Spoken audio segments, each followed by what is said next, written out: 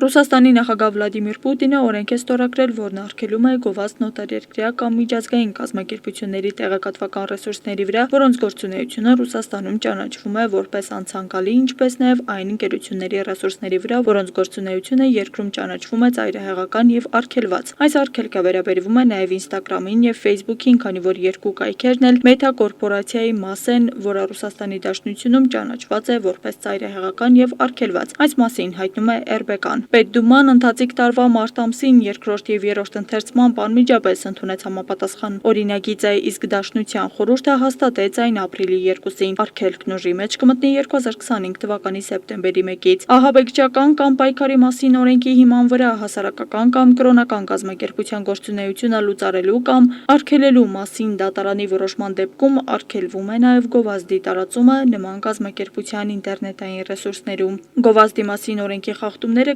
կնշանակեն տուգանքներ կախված խախտողի կարգավիճակից։ Խախտման համար ֆիզիկական անձանց սպառնում է մինչև 2500 ռուբլի տուգանք, պաշտոնատար անձանց մինչև 20,000 ռուբլի, իսկ իրավաբանական անձանց մինչև 500,000 ռուբլի տուգանք։ Աստղիկ Խաչատրյան, Հայկ Գաբրելյան, այսօր։